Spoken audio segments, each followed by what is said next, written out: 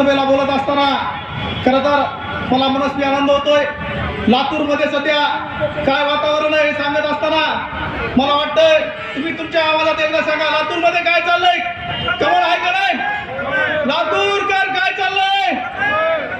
मित्र, निश्चित पद्धतीने लातूर मध्ये कमळाचं वातावरण आहे आणि येणाऱ्या 15 तारखेला कमळ या चिन्हासमोरील बटन दाबून तुम्हाला या सर्व उमेदवारांना विजयी करायचा हा संकल्प करण्यासाठी ही संकल्प सभा आयोजित केलेली आहे। मित्र, मराठवाड्याची शैक्षणिक, सामाजिक आणि सांस्कृतिक कणा असलेलं शहर म्हणजे लातूर शहर आहे। त्या लातूर शहराच्या माध्यमातून आपल्याला महाराष्ट्राचा विकास आणि लातूर शहराचा विकास करण्याचा संकल्प आपण या ठिकाणी करत आहोत। मित्र, महिलांचा सुरक्षेचा प्रश्न असेल, नियमित पाणी पुरवठा असेल, स्वच्छ शहर असेल, नियोजित वाहतूक आणि आधुनिक नागरी सुविधा पुरवण्याचा संकल्प या ठिकाणी या ज्या अडचणी आहेत त्या अडचणी दूर करण्याच्या माध्यमातून आपण येणाऱ्या महानगरपालिकेला जर आपला महापौर झाला तर या सर्व अडचणी दूर होतील असं देखील आम्ही या ठिकाणी आश्वासन देतो।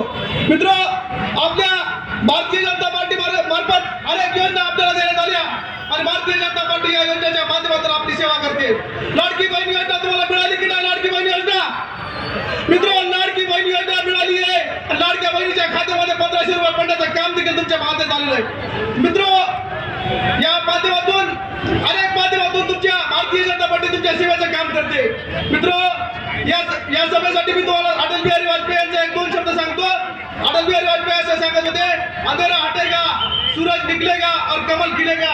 त्याच पद्धतीने मित्र, लातूर मध्ये कमळ उगवल्याशिवाय राहणार नाही हे लातूरचं वास्तव आहे आणि या लातूरच्या विजयाच्या गुलालामध्ये तुम्हाला सर्वांना सामील व्हायचं आहे। मित्र, भारत देशाच्या स्वाभिमानासाठी देशाच्या पंतप्रधानांनी ज्यावेळी आपल्यावर आक्रमण झालं त्यावेळी कणखर भूमिका दाखवून त्या ठिकाणी आपल्या विरोधी राष्ट्राला देखील एक धडा शिकवला।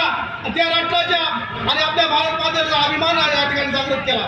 मित्र, त्या अभिमानाला जागृत होऊन भारत मातेचं पुन्हा एकदा वंदन करूया।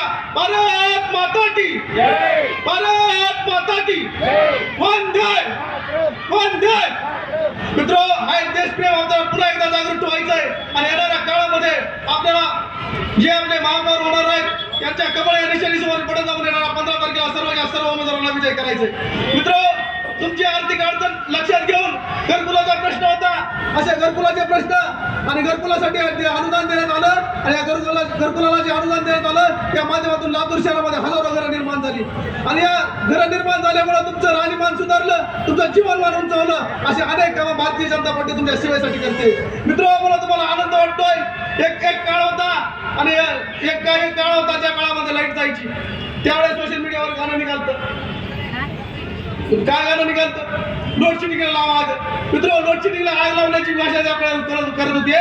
मित्र, आता लोडशेडिंगला आग लावण्याची वेळ येणार नाही। सोलार पॅनल त्या ठिकाणी बसवण्यासाठी तुम्हाला अनुदान दिलं जातंय आणि या ठिकाणी तुमच्या घरावरती सोलार पॅनल बसवलं जातंय आणि या माध्यमातून तुमची वीज देखील मोफत झालेली आहे आणि तुम्हाला 24 तास वीज भेटते। इतकी सेवा करणारी भारतीय जनता पार्टी आहे आणि जर तुमची एवढी सेवा करणारी भारतीय जनता पार्टी असेल तर येणारा तुमचं कर्तव्य ठरतं येणाऱ्या 15 तारखेला भारतीय जनता पार्टीच्या सर्व उमेदवारांना निवडून द्यायचंय। मी जास्त वेळ घेणार नाही, त्यानंतर खूप मोठे वक्ते बोलणार आहेत, त्यामुळे एवढंच बोलून माझे 2 शब्द संपवतो। जय हिंद, जय महाराष्ट्र।